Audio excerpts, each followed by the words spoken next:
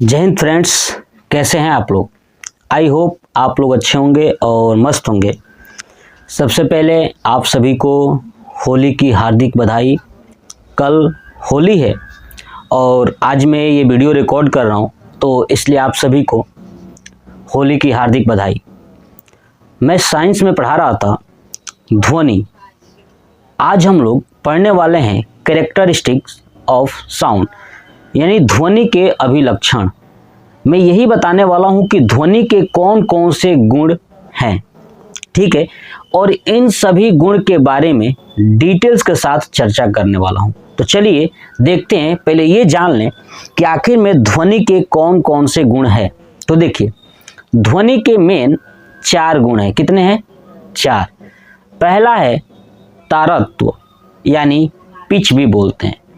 दूसरा है तीव्रता। क्या है? तीव्रता। तीसरा है प्रबलता और चौथा है गुणता। ये टोटल 4 हम लोग पढ़ेंगे। तारत्व यानी पिच है ना, तीव्रता, प्रबलता और गुणता। इन चारों के बारे में डिटेल्स के साथ पढ़ने वाले हैं। सबसे पहले पढ़ेंगे तारत्व यानी पिच। तारत्व को इंग्लिश में बोलते हैं श्रिलनेस और पिच शब्द वही होता है। तो देखिए, पहला यही है तारत्व यानी पिच, श्रिलनेस, है ना। चलिए समझिए, ध्वनि का वह गुण जिसमें ध्वनि का मोटा या पतला होने का पता चलता है, यानी यह ध्वनि का वह गुण होता है जिसमें ध्वनि के मोटा और पतला होने का पता चलता है। बात क्लियर हुई? ठीक है।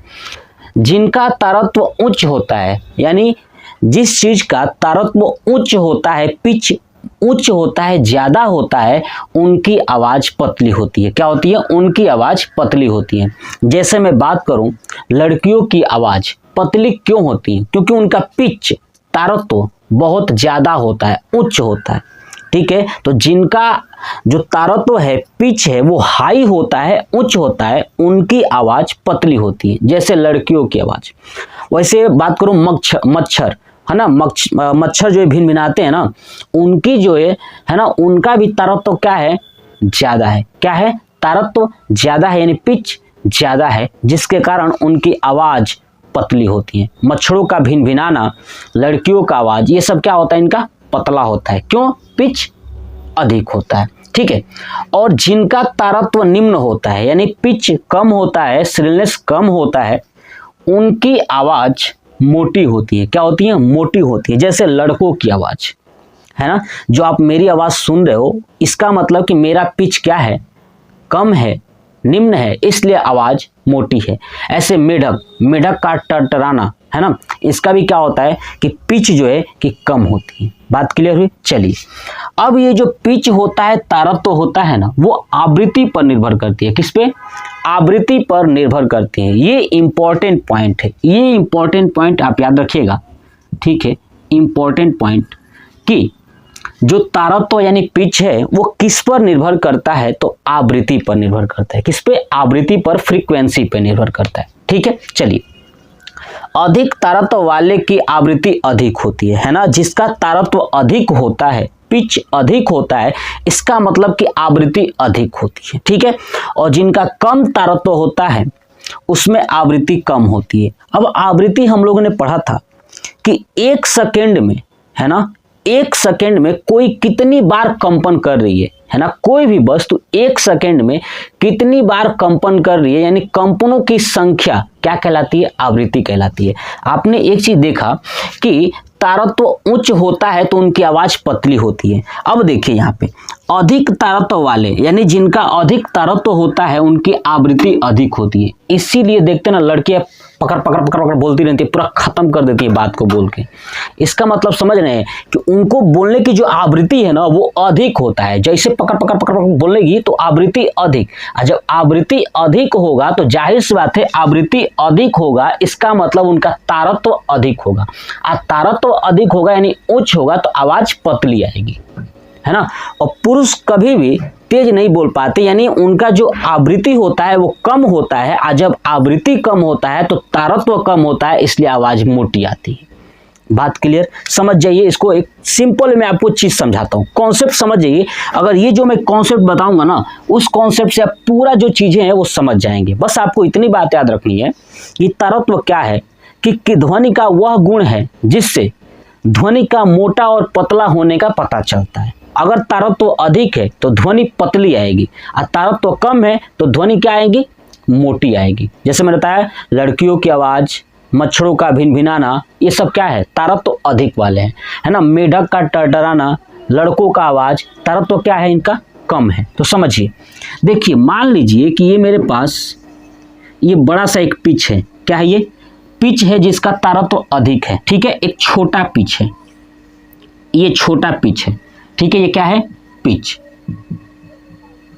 ठीक है, यानी श्रिलनेस जिसको तारत्व कहिए, पिच कहिए, और ये छोटा पिच है। कॉन्सेप्ट समझिए, यहाँ पे कह सकता हूँ कि पिच अधिक है यानी तारत्व अधिक है। अब बताइए, जब आपको बहुत लंबे पिच पे दौड़ना हो, अधिक वाले पिच पे दौड़ना हो, तो आप बताइए पतला लोग ही तो दौड़ पाएगा ना ज्यादा दूरी, यानी ज्यादा दूरी कौन दौड़ेगा, पतला लोग, है ना।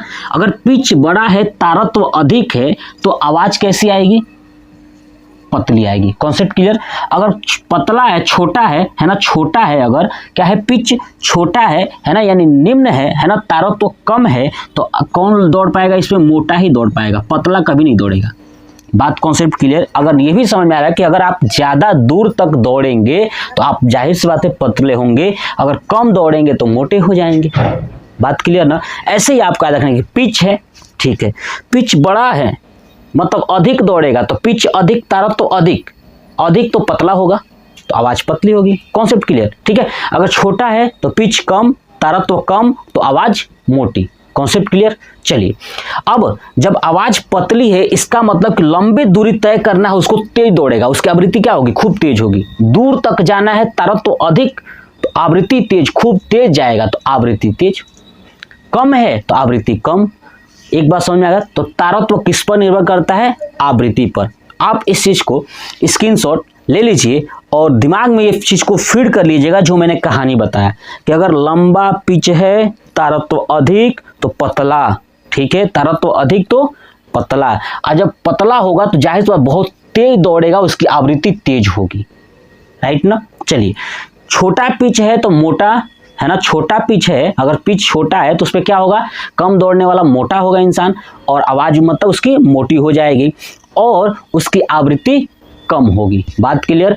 और ये तारत्व है वो किस पे निर्भर करती है, तो आवृत्ति पे। मैंने बताया पिच पे कौन तेज दौड़ पाएगा, वही क्या है, आवृत्ति है। बात क्लियर ना? चलिए, अब आपने इसका स्क्रीनशॉट ले लिया होगा। चलिए अब पढ़ते हैं प्रबलता यानी लाउडनेस। देखते हैं दूसरा यानी लाउडनेस, प्रबलता क्या है।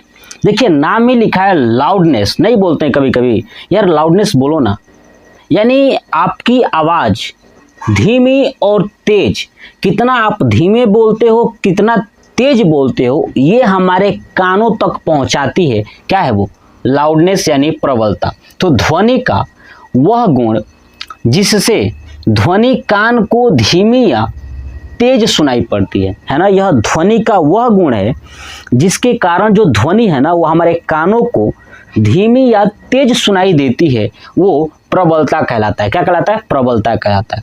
जब ध्वनि धीमी सुनाई पड़ती है ना, जब ध्वनि अगर आपको धीमी सुनाई पड़ती है, इसका मतलब प्रबलता कम है। क्या है वो, कि जब ध्वनि धीमी सुनाई पड़ती है तो उसकी प्रबलता कम होती है। क्या होती है, उसकी प्रबलता कम होती है। बात क्लियर हो गई? और जब आपको ध्वनि तेज सुनाई देगी, इसका मतलब कि प्रबलता उसकी ज्यादा है, लाउडनेस ज्यादा है। बात क्लियर ना?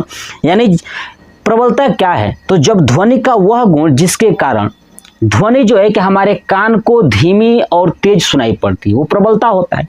अगर आपके कानों तक हमारी आवाज धीमी जा रही है, इसका मतलब हमारा लाउडनेस कम है, प्रबलता कम है। अगर हमारी आवाज आपको तेज सुनाई देता है तो लाउडनेस ज्यादा है, प्रबलता ज्यादा है।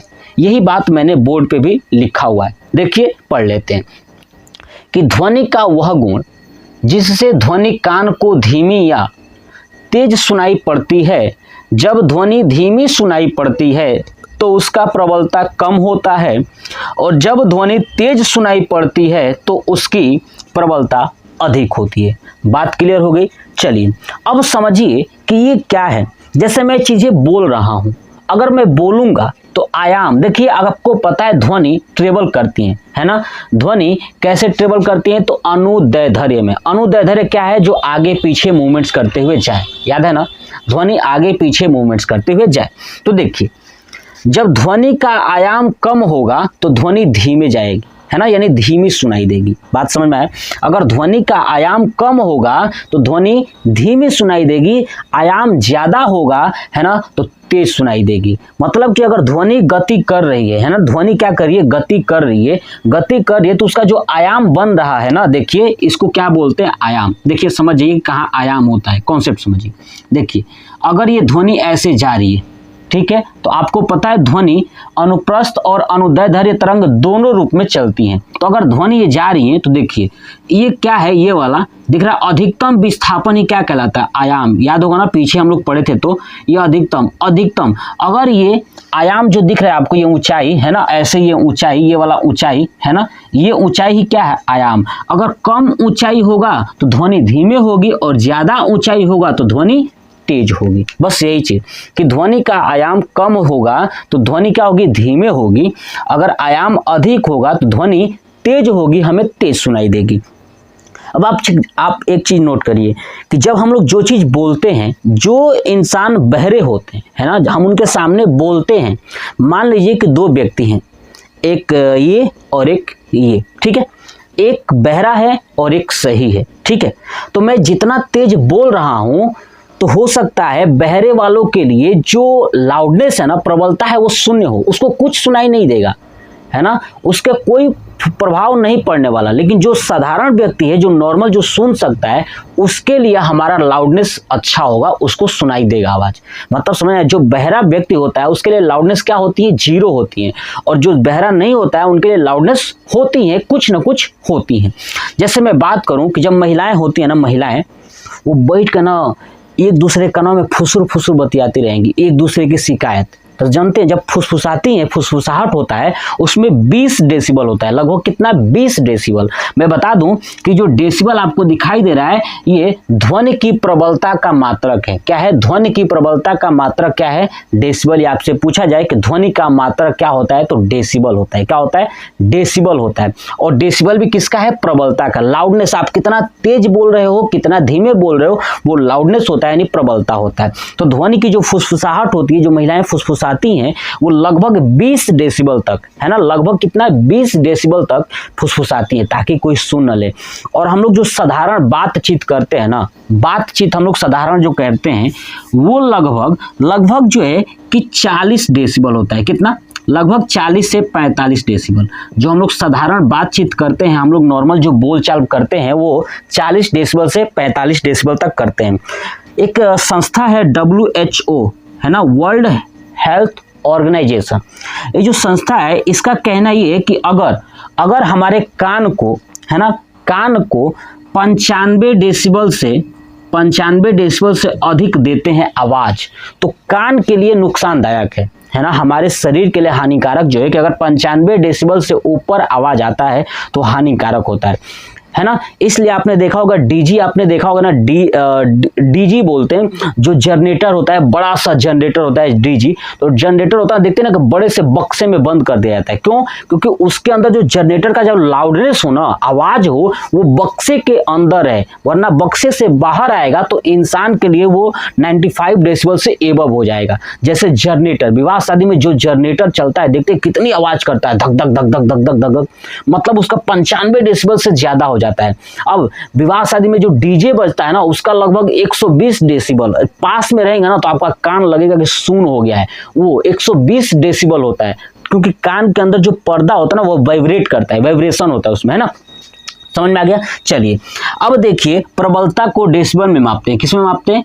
डेसिबल में मापते हैं। अब देखिए इसका प्रबलता का SI मात्रक इंपॉर्टेंट है, याद रखिएगा। SI मात्रक क्या होता है? वाट पर मीटर। क्या होता है? वाट पर मीटर। याद रखिएगा कि जो ध्वनि है, ध्वनि की प्रबलता का SI मात्रक होता है वो वाट पर मीटर होता है। अब देखिए 45 डेसिबल तक कान के लिए सही है। मैंने अभी बताया था ना कि हम लोग 40 से 45 डेसिबल तक अगर सुनते हैं कोई भी चीज़ तो बड़ी ही बेहतरीन सुनाई देगा और हमें कान के लिए सही रहेगा। इसलिए कहा जाता है कि भैया जब आप मोबाइल चला रहे हो या कान में ईयरफोन लगा रहे हो, ठीक है, एयरफोन ही बोलते हैं शायद, एयरपोर्ट्स, एयरफोन वगैरह, तो कान में लगाते हैं तो उसका जो आवाज़ है ना वो हमेशा हमेशा ध्यान रखिए, जब आप उसका आवाज़ वॉल्यूम तेज करोगे ना तो कभी कभी आपको वार्निंग देता है कि क्या आप चाहते हैं कि वॉल्यूम तेज हो जाए, तो पूछता है, उसके बाद आपको ओके क्लिक करना पड़ता है तब जाके वॉल्यूम तेज होता है। देखिएगा आप करके मोबाइल में कि आप जो है कि जब एयरपोर्ट लगाएंगे है ना या एयरफोन लगाएंगे तो कान में जब आवाज़ तेज करेंगे ना तो आपसे परमिशन मांगता है कि भैया बताइए क्या आपको आवाज़ तेज चाहिए, तो जब आप ओके करोगे तब जाके आवाज़ उसका बढ़ता है।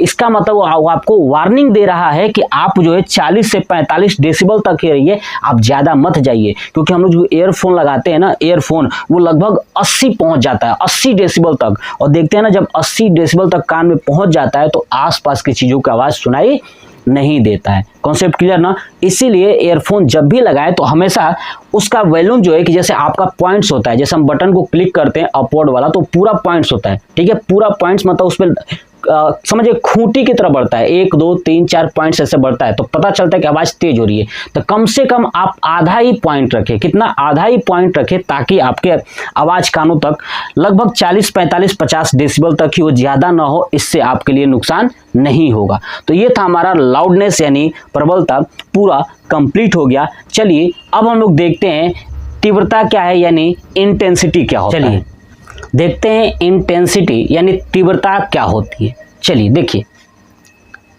एकांक क्षेत्रफल से, है ना, एकांक क्षेत्रफल से प्रत्येक सेकंड में प्रवाहित ध्वनि ऊर्जा की मात्रा ध्वनि तीव्रता कहलाती है। ये बात आपको समझ में नहीं आया होगा तो मैं फिर से एक बार पढ़ता हूं, फिर इसको समझाऊंगा कॉन्सेप्ट। देखिए, एकांक क्षेत्रफल से, है ना, प्रत्येक सेकंड में प्रवाहित ध्वनि ऊर्जा की मात्रा ध्वनि तीव्रता कहलाती है। मतलब समझिए, मान लीजिए आप गांव में बैठ के नाच देख रहे हैं, क्या कर रहे हैं, नाच देख रहे हैं, तो समझिए एक ये है, ये कोई गिटार है, समझ जाइए, वहाँ पे ये बजाने वाला है ना, और ये है हमारे पास एक ढोलक, क्या है ये, ढोलक। समझिए, मान लीजिए कि कोई यहाँ पे चुन्नू बैठ के बजा रहा है, गिटार के ऊपर नहीं बैठा है, ठीक है, बजा रहा है, ठीक है, और ये एक मुन्नू यहाँ पे बैठा हुआ है, दोनों हाथ से इधर से पीट रहा है ना, ठीक है, दोनों लोग बजा रहे हैं। आप देखेंगे कि दोनों की, है ना, जो दोनों हैं ये दोनों किसी न किसी एरिया में यानी एकांक क्षेत्रफल किसी न किसी एरिया पर बजा रहे हैं। देखिए ये है ना, इस एरिया पे बजा रहा है, ये भी इस एरिया पे बजा रहा है, दोनों किसी न किसी एरिया पर बजा रहे हैं। तो एकांक क्षेत्रफल से प्रत्येक सेकंड, तो प्रत्येक सेकंड में प्रवाहित ध्वनि ऊर्जा की मात्रा, प्रत्येक सेकंड में यहाँ से कितना ध्वनि निकल रहा है ना, वो ध्वनि तीव्रता कहलाती है। समझ में आ गया? यानी मैं अपनी बात करूं तो ये मार्कर है, मार्कर से अपने यहाँ पे मार रहा हूँ हाथ पे, तो आप देखेंगे कि जिस एरिया पे एकांक क्षेत्रफल में ये ध्वनि की मात्रा जितनी निकल रही है ना, वही तीव्रता है। कितना निकल पा रही है, कितना तेज निकल पा रही है, यही क्या है, ध्वनि की तीव्रता कहलाती है। बात क्लियर हुई? तो एकांक क्षेत्रफल से प्रत्येक सेकंड में प्रवाहित ध्वनि ऊर्जा की मात्रा ध्वनि तीव्रता कहलाती है, यानी साउंड इंटेंसिटी कहलाती है। अब जो ये तीव्रता है वो आयाम पर निर्भर करता है। किस पर? आयाम पर। ये पॉइंट्स याद रखिएगा, बहुत ज़्यादा इंपॉर्टेंट है। तीव्रता जो है आयाम पर निर्भर करती है, और जो तारत्व था वो आवृत्ति पर निर्भर करता था। याद रखिएगा, जो तारत्व था वो आवृत्ति पर निर्भर करता था, और ये जो तीव्रता है वो आयाम पर निर्भर करती है। तो यानी इसका SI मात्रक क्या होता है, वाट पर मीटर स्क्वायर। क्या होता है? वाट पर मीटर स्क्वायर। ध्यान रखिए, आप अभी मैंने पीछे बताया था कि प्रबलता का क्या होता है, तो वाट पर मीटर। बात क्लियर ना? लेकिन जो तीव्रता का मात्रक होता है वाट पर मीटर स्क्वायर, इसका फार्मूला होता है I, है ना, I प्रोपोर्शनल ए स्क्वायर, है ना। यानी अगर ये ए क्या है, आयाम है, और आई क्या है, इंटेंसिटी, है ना। ए एम्पलीट्यूड यानी आयाम, आई इंटेंसिटी यानी तीव्रता। ठीक है, तो तीव्रता जो है कि आयाम पर निर्भर करता है। अगर आप तीव्रता 1 बढ़ाओगे तो आयाम भी क्या हो जाएगा, ठीक है, आयाम। अगर आप तीव्रता बढ़ाते हो तो आयाम भी बढ़ेगा। क्या होगा, आयाम भी बढ़ेगा। कॉन्सेप्ट क्लियर, समझिए। अब आपको ये बात समझ कि तीव्रता क्या है। तो एकांक क्षेत्रफल में जो प्रत्येक सेकेंड जितना ऊर्जा, है ना, ध्वनि की ऊर्जा जितना प्रवाहित हो रही है, निकल रही है ना, वही क्या कहलाती है, ध्वनि तीव्रता कहलाती है। क्या कहलाती है, ध्वनि तीव्रता कहलाती है। बात क्लियर। तो तीव्रता में बस इतना ही आपको पता करना है और इतना ही आपको जानना है कि तीव्रता है क्या। अब आता है मेन, मतलब कि चौथे नंबर पे ये गुणता, है ना, गुणता, क्वालिटी ऑफ साउंड, है ना, यानी ध्वनि की गुणता। अब समझिए गुणता क्या है। ये कुछ नहीं है, बस एक बात समझिए, अगर कोई ध्वनि आपको सुनाई दे रहा है ना, तो उस ध्वनि में तारत्व और तीव्रता दोनों समान हो। यदि आपको ध्वनि सुनाई दे रही है और उसमें तारत्व और तीव्रता दोनों समान होने के बावजूद भी आप इन दोनों में अंतर ढूंढ पा रहे हो, पता कर ले रहे हो कि नहीं भैया ये तो दोनों जो बज रहा है, भले ही ये दोनों समान है, लेकिन आप उसकी आवाज़ पहचान पा रहे हो, आसानी से अंतर कर पा रहे हो, वही गुणता होता है, यानी क्वालिटी ऑफ साउंड होता है। जैसे एग्जाम्पल के तौर पर समझिए, मान लीजिए कि कोई एक गाना है, सॉन्ग है, जिसे पवन सिंह और